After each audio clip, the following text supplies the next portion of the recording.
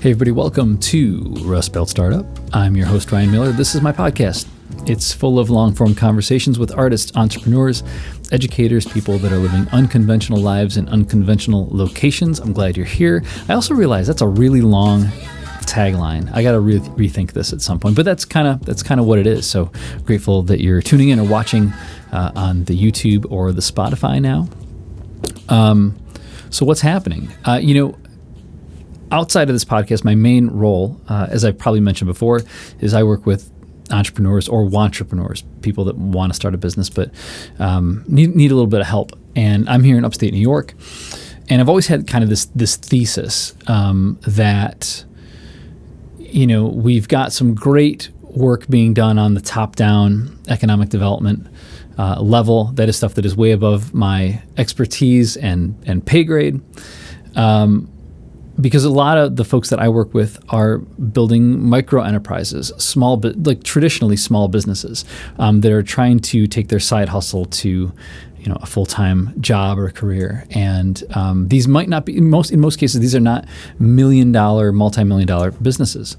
But kind of my thesis, and one of the reasons I've been doing this for so long, is I just believe that small businesses, lifestyle businesses, they build culture. And I want to help build culture here, because if you have a good culture, or if you have a culture of inclusion, entrepreneurship, risk-taking, and people that are kind of like have each other's back, kind of the thesis that I have is we can build a bunch of those. We can create culture that's going to attract more people to the area, and it's going to attract more talent to the area. And if we can hold on to that culture or build that culture together, those new people that come to the area are going to attract these larger businesses, larger organizations that can become economic anchors. Or certainly this kind of reinforces the work that a lot of the folks that are working from top down, it reinforces their work and makes the area attractive. In short, like, how do we build a great community? And I think it really comes down to people and culture. And so I'm really interested in that question of how do we build culture through entrepreneurship. And that's kind of what we're going to tear into in this episode. This is really interesting to me. In this episode, I'm sitting down with my friend Zack Schuman. He's a public affairs scholar at Hamilton College, and we're going to talk about what he learned after spending a full year living and researching in Sweden with his family. So Zack's work focuses primarily on how communities actually function, especially in rural and peripheral regions outside of major metros, and how universities, local institutions, and everyday people shape economic and civic life. So while he was in Sweden, he studied how a relatively remote region built a thriving culture of entrepreneurship, social innovation, and quality of life without chasing high-growth tech startups or unicorn outcomes.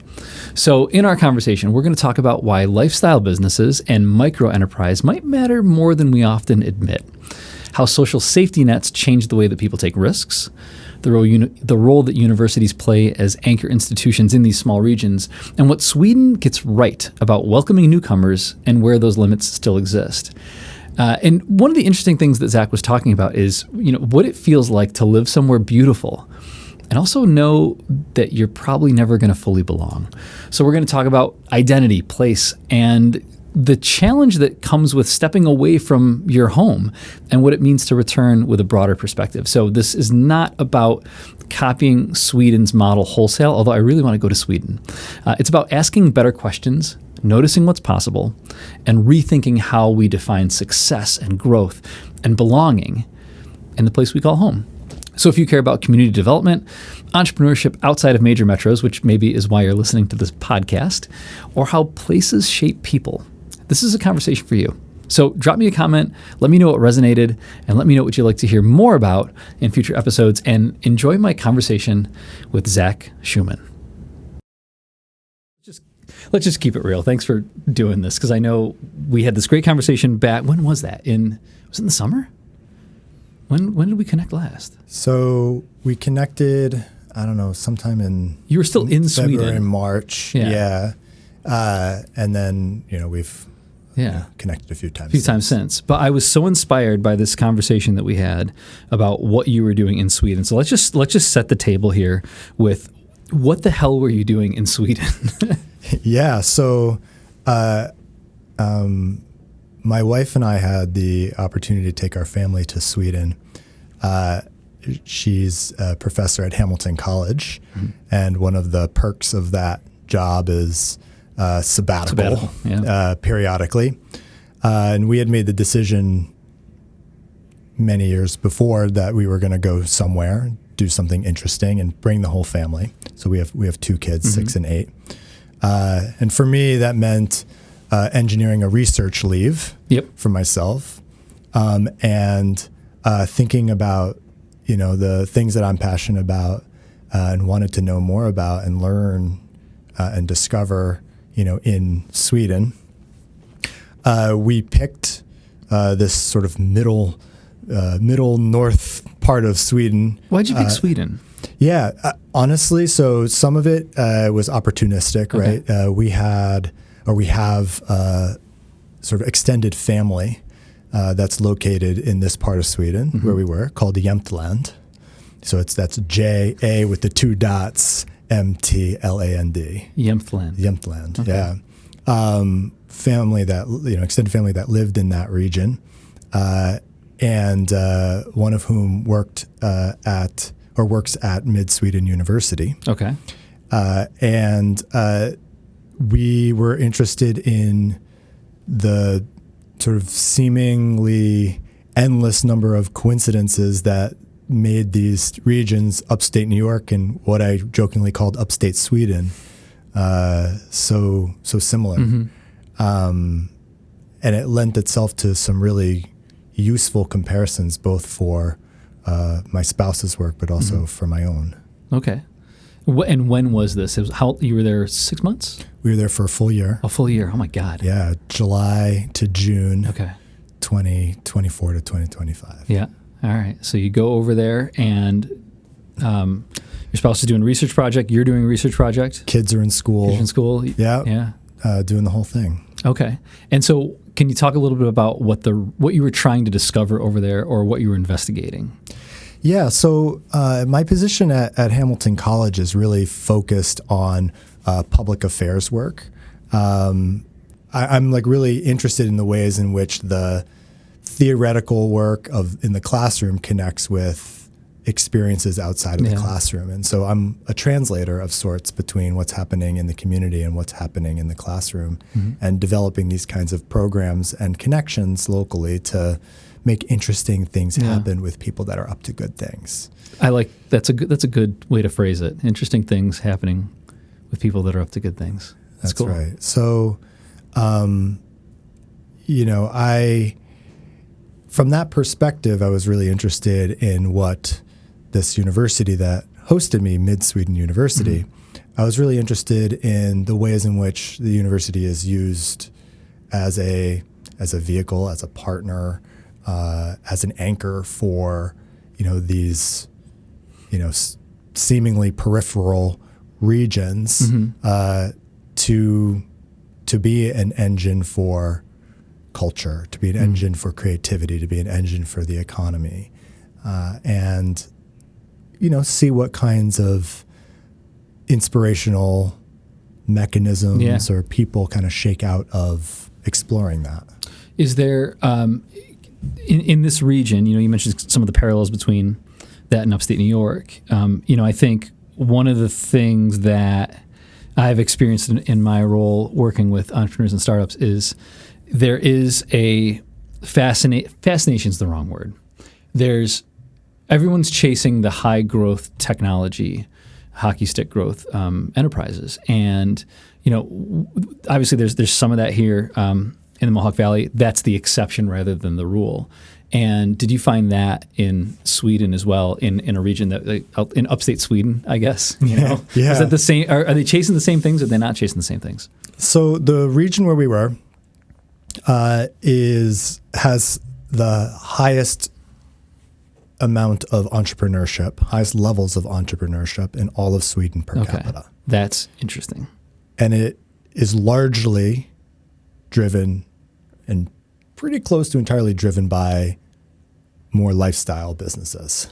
How would you define, for folks that don't know what a lifestyle business is, how do you define lifestyle? So in the village where we were, because we were in a village of about 300 people. Oh my gosh. There was this really cool guy. He's a bassist, plays professionally as a bassist, and then has a small business that's focused on beekeeping. Okay. And so he keeps bees, and he goes to local businesses that are interested in sustainability and the environment and interested in keeping bees on their property. And he basically rents out and does services around bees and education around bees and pollinators throughout the region. And he tends to those those bees as well. Yeah. And so he has his band, and he has his beekeeping business, which sort of fits around his schedule to build, to have his life. He was also starting a small ice cream manufacturing facility as well. Wow.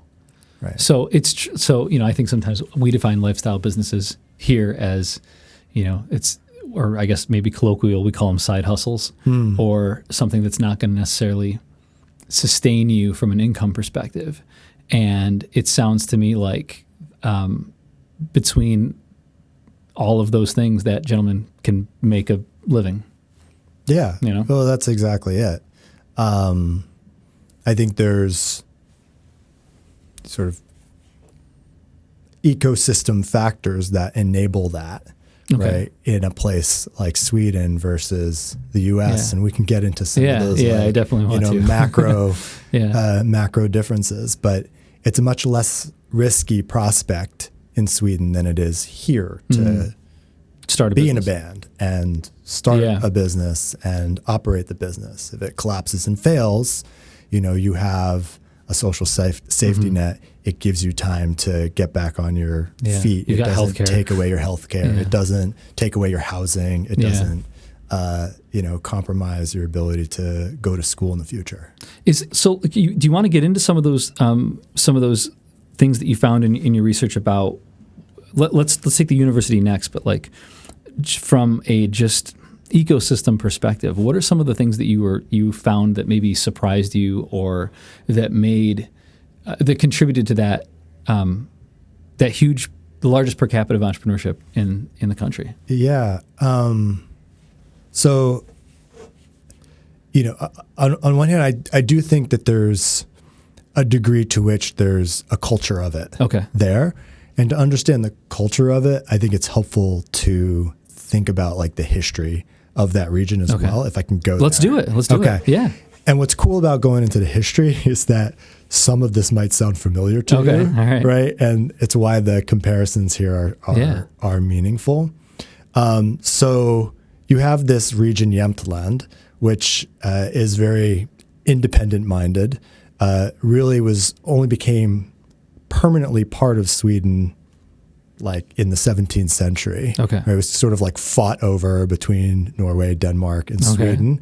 And they were kind of, we'll just say, screwed over by all sides, emerging out of that, right? And so in general, we're pretty skeptical of the downstaters, if we can call them that. Let's do it. Right? Let's keep the metaphor rolling. This region is really this admixture of various generations of people that go up there to kind of settle, and an indigenous population that had kind of moved between and without sort of borders in those northern regions. 19th century, you have building major railways. Creates industrialization, the ability to better exploit natural resources. You have population booms. For them, it was more like the forestry industry. You can think of it here as more the mills, right? And the Erie Canal. Then you have the era of globalization and mechanization. You have kind of a hollowing out of the economy. Mills go elsewhere. Forestry gets more mechanized. You have some decline, but you also have the Cold War. So you have a military base move in. It's actually an Air Force base that moved into Östersund, which is the core locality Seeing there. Some more parallels here. Building infrastructure, and a very important employer and driver of culture. Probably population increase. sort of population's kind of level, right? It's normalized. And then you have new public management, end of the Cold War. There's a desire for government to be more efficient and to start consolidating some of those assets, like military bases. And a region that needs a rethink about how do we use what assets we have to mitigate some of the blow of losing this really core anchor institution. In the case of Östersund in Jämtland, there was a concerted effort to charter a new university out of existing more smaller schools, and to start welcoming in graduate students and to start building programs around basically strengths of the region. So that's where Mid-Sweden University came from. When I was there, it was celebrating its 20th year anniversary. So it's quite it's new. young. And some of the core programs in Östersund is they have a tourism program. They have a program focused on like winter sports and sports technology, because they pitched to the central government that it's like the place to be training biathletes and cross country skiers, right? And it had a strong focus on social innovation. And can you give me an example of like when you're saying social innovation? What do you mean by that? So for a lot of these, they built centers, and they welcomed in graduate students and researchers from elsewhere to come in and to focus on these things. The focus on social innovation kind of also emerged, or sort of because it was already there culturally, right? There was almost this independent streak where you don't want to be totally reliant on the federal government. You want to be able to build and look after yourself. And I think it's that cultural piece that kind of led itself to these kind of lifestyle businesses and social enterprises to kind of support various social goals, right? And that would range from, increasingly, starting in the probably late 90s into the 2000s, Östersund and Jämtland started welcoming in immigrants from around the world, which, created this sort of quite diverse region as well. In Sweden. I just wouldn't have thought in Sweden. And I mean, this is true throughout Sweden, right? As a percentage, they have a higher percentage of immigrants than we do here in Utica. What?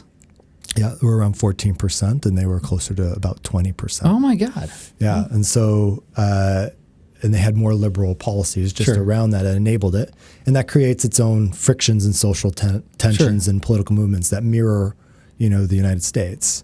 But there alongside that, there's also the necessary creativity that you need to have in delivering social services to a wide range of people with needs that you're just sort of trying to figure out as you go along. And languages and community, assimilation, all of these, some of the. Do you feel like that building like sort of and trying to sort of find the right balance of welcoming culture and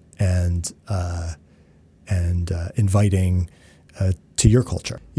For me, my research and study was really looking at the university now as this, Mid-Sweden University as this anchor institution, right? Having replaced the military base as the anchor institution, and the different mechanisms that they were part of that supported this kind of creative economy.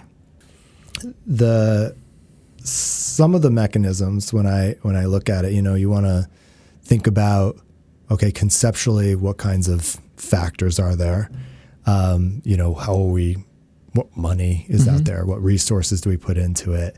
How are we set up as a university? Do we have the right, departments and organizational structures that are helping, not harming? Do people care about the experiences of others? Are they sort of like that sort of partnership mentality, and then a culture of it, right? And sort of broader environmental factors. The big one that I left out here is this idea of like boundary spanning functions and people, right? Now, what I mean by that is I was going to say, explain people this, that can translate between what's happening in the university and what's happening locally. Okay. Right? And people who can kind of move in between lots of different spaces, whether that's the public sector space, the based on private sector expertise space, or trust, or just in many cases, having lived and spent lots of time in just being an both OG. places. Okay. Right? Yeah. And then having the organizations that kind of support and the time to kind of support those interactions. So for me, like I saw myself as like one of those boundary spanning people for the college. And it was really a wonderful opportunity to meet lots of boundary spanning people, which felt like they were everywhere, in Sweden. How, if we talk about those kinds of individuals, are those, can you account for why there are so many of them? Is it, does everything come back to culture, or is there intentionality around, I kind of feel like what you've been alluding to is there seems to be, and tell me this is not what you're finding, is there seems to almost be at least some semblance of a shared vision and kind of figuring out how we're going to get there together. Or is there not? Because, I feel like sometimes there's a lot of competing visions, but here it seems like we're kind of reasonably rowing in the same direction. So this is, again, that sort of triple helix work. There was efforts in the early aughts, especially with the university getting going, what was called smart specialization. Okay. Right? And regions were encouraged and incentivized, and there was research funding and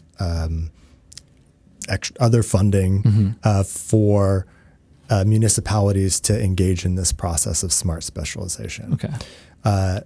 We have versions of this here. Our economic development office does Sure. a version of this.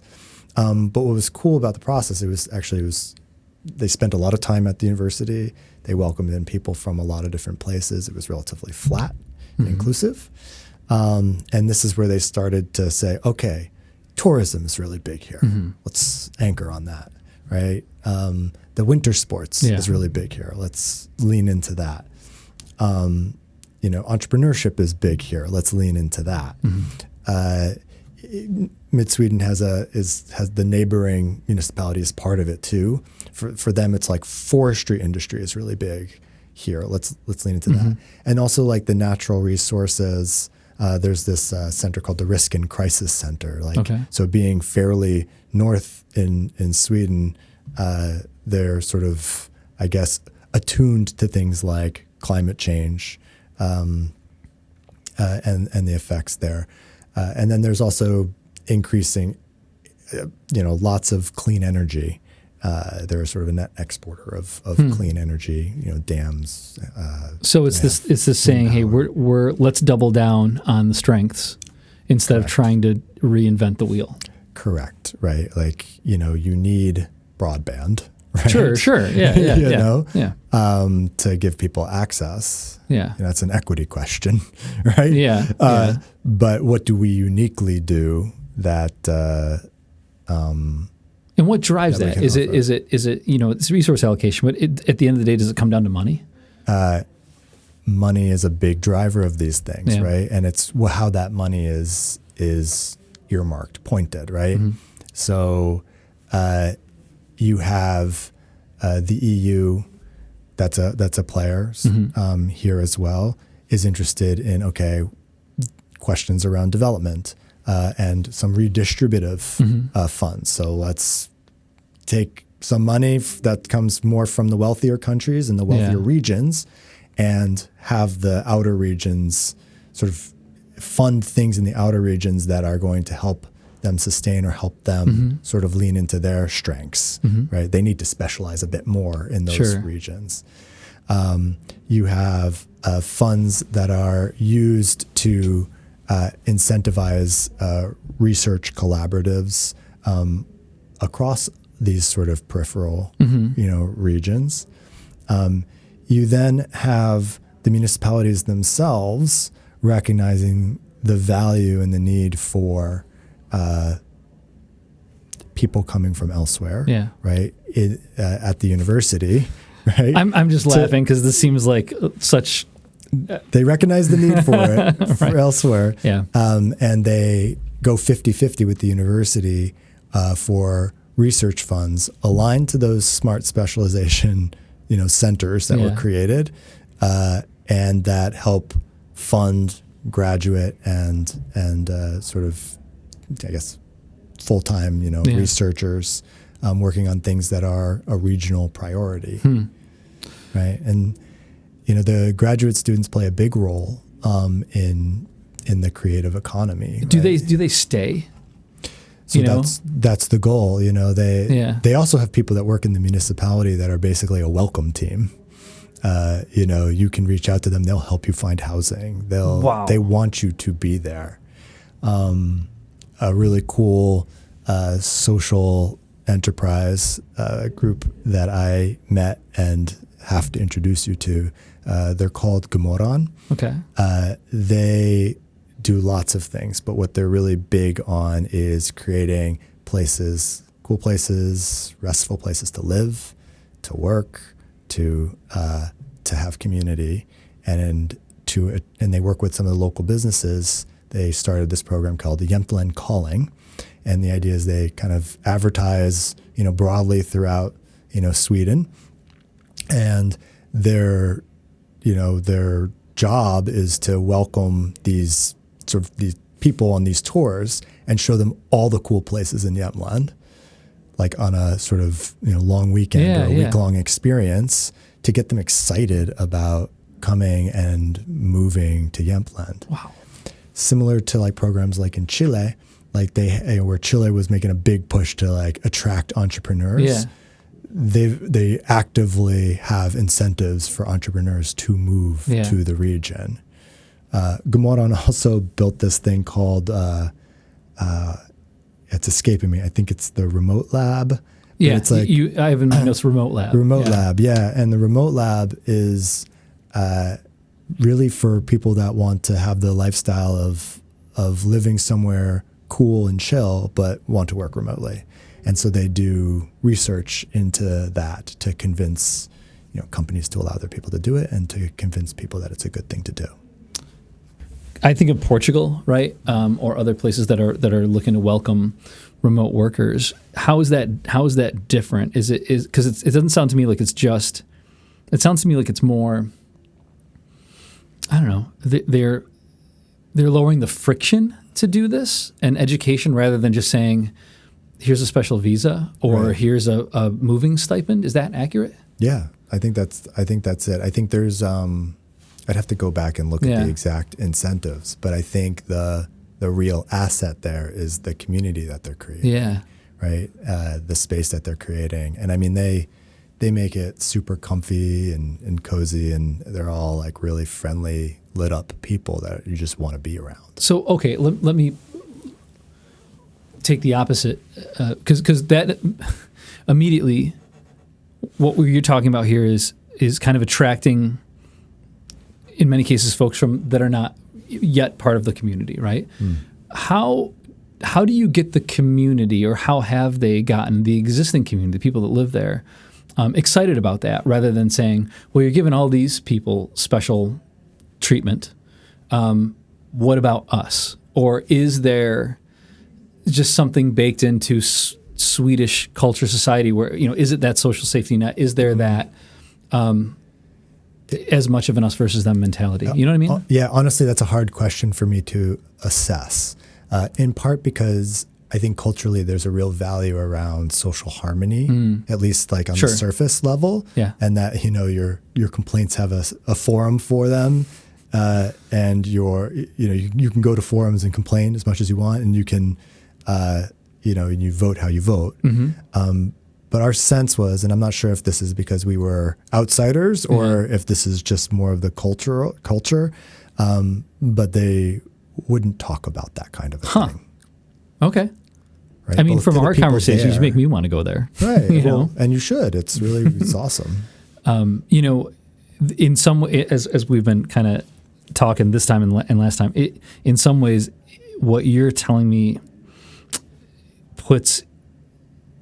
shoots some holes in some of my theses. Is theses the plural of thesis? Okay. Of how you do economic growth. It really sounds like, I'm a big fan of there's some great agencies working on some of the top-down stuff, and I'm really fascinated by micro-enterprise and like how do we build culture? The theory being if we can build micro-enterprise and culture, it attracts talent, attracts larger. I don't know if that's true. I've been working on it for a decade, but we'll see how it goes.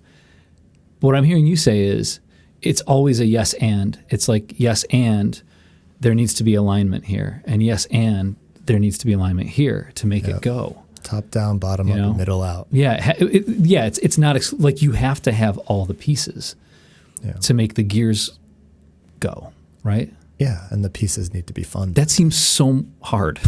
It is, and I think, and it's expensive, right? And there's good point. Trade-offs. Yeah, sure.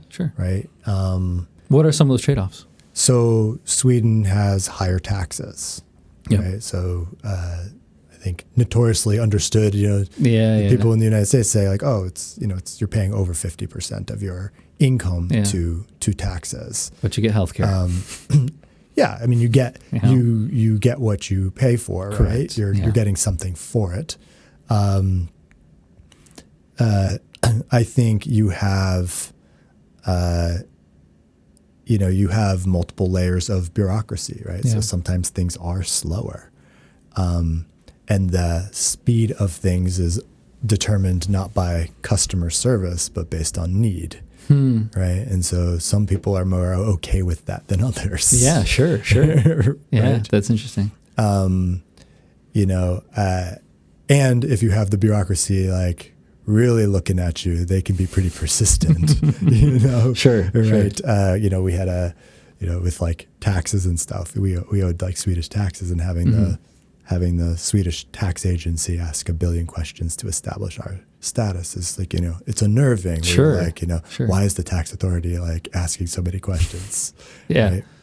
Yeah. So, could we, before we kind of wind down, could we shift a little bit to just some of your personal experience and observation being there when we were having, maybe I'll just tee it up this way, because we were having lunch the other day, and you've been talking to me about this experience, and I've never been to the Scandinavia area. I'd love to, and this just seems like magical, and I remember saying like, don't you want to just live there?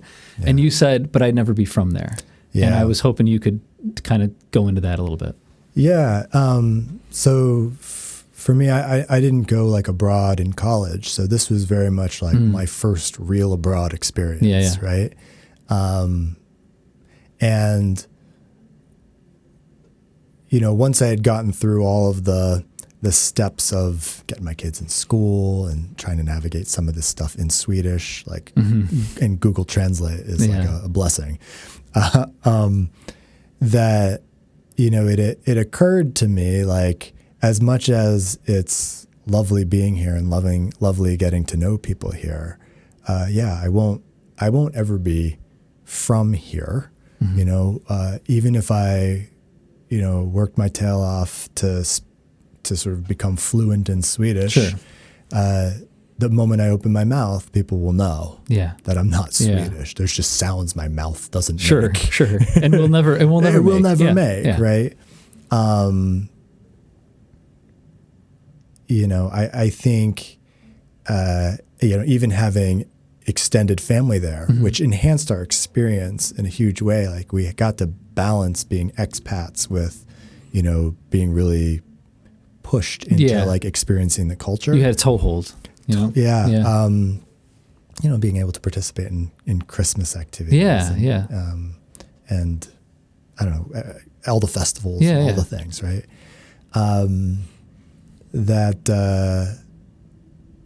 It's just like, you know, it is culturally different enough that, you know, I'm always going to be that square peg, you know? You know, we talked, I'm also not from the Mohawk Valley, right? But I am from like the East Coast. I'm from New Jersey originally and spent a lot of time in New England.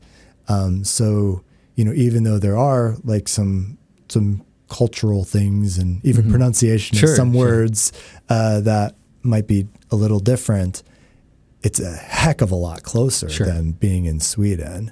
And just the directness of East Coasters, right? And it's a heck of a lot different than I were to go and, you know, Southern California was the example. Like, I don't know how well I'd fit in Southern California, right? But, you know, up here, it's, you know, this is where we're committed and where we're putting down roots. And, you know, I'll always be an out-of-towner, but like I'm working to make this place better, right? You are.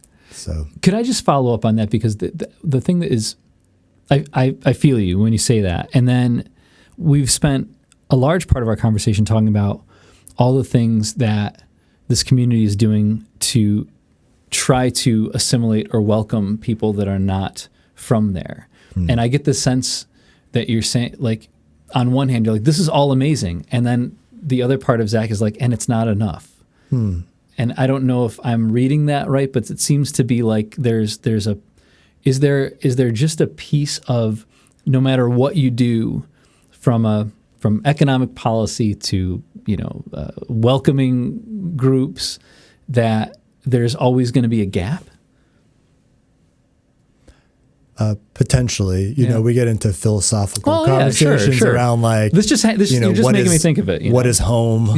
You know, what is maybe comfortable or familiar? Right? And maybe I'm sure that grows over time, right? You grow to love a place.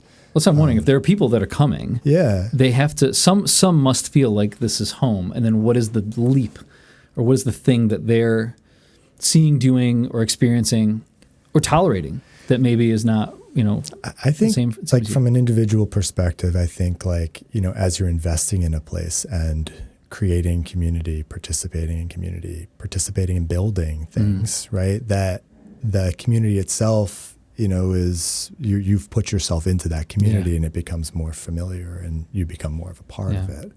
You know, we weren't there in Sweden long enough to be doing that. We think a year is all the time in the world, but it's not. And the role of the researcher in some ways is, you know, you're observing, you're asking lots of questions.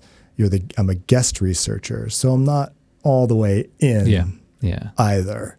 Well, that makes sense. Yeah. That makes sense. You want to do right by the people that are supporting you, of course, but it's not quite the same as living and making somewhere your home in a more permanent way. You had said, and I'm going to butcher this, but you said when you'd first left, and please correct me if I'm miscontextualizing, misquoting. You're like, there was kind of a mourning period. Yeah. Can you talk about that a little bit? What you meant by that? Yeah. You know, being invested in the community here and community-based work and Hamilton College and the great work that we do, taking a step back from that was hard, right? Yeah.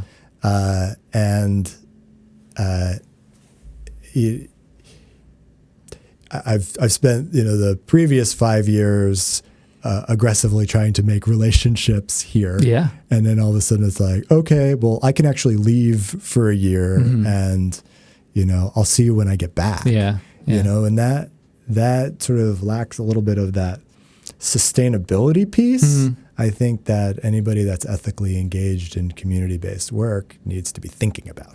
That's interesting. Yeah. That's and cool. so I think that was challenging for sure. Being able to explore it elsewhere and being here with you today to tell people unpack about it a little bit, I think is, you know, emotionally also re-entering this world too. And saying like, there's something that I gained that maybe we can all gain. Yeah, I agree. From this experience. That's why I wanted to have this conversation, and I'm grateful for the time. And I think, where did we start this? You said you're spending time with good people doing good things. Is that what it is? They're up to good things. And I would say that you are also a good person up to good things here, and grateful for all the opportunities that we've gotten to collaborate on. And this, thank you for sharing this. If people, and you may be like, I don't want anybody reaching out to me. If people want to read more about this research or get in touch with you, like, do you welcome that? And if so, where or how should people do that? Yeah, so you can find me. I'm at the Levitt Center for Public Affairs at Hamilton College. You can just Google that, Google my name. You can find my email address. Really interested to hear people's thoughts, and always looking to partner with new people, collaborate, get to know people that are up to good things. Are you going to publish some of this research? We'll see. Okay. I think publishing it doesn't always get it out there, as well as maybe even talking about it, meeting people. I think the benefits of publishing is that your ideas go through peer review. Sure. So they get sharpened up. Mm-hmm. So it might be worth going through that process. But it might be a while. But of course, then the lag time there is years. Yeah. And that's also unfortunate. Yes, I agree. All right. Well, thanks a lot for the time, man. I appreciate it. Well, anything else that I left out that you really wanted to hit? No. This is great. Okay. As always, I want to thank Zack for coming in and talking about his research and his experience, and kind of putting him on the spot a little bit in a podcast format. And thank you for listening. If you want more episodes, be sure to check out the back catalog. There's a lot of really great stuff back there, and I've got some great episodes in the can coming soon to you. There's more info at my website, rustbeltstartup.com/thepodcast. Or you can follow me on any of these fledgling social channels that I honestly hate but have to participate in. So thanks a lot for tuning in. We'll see you next time.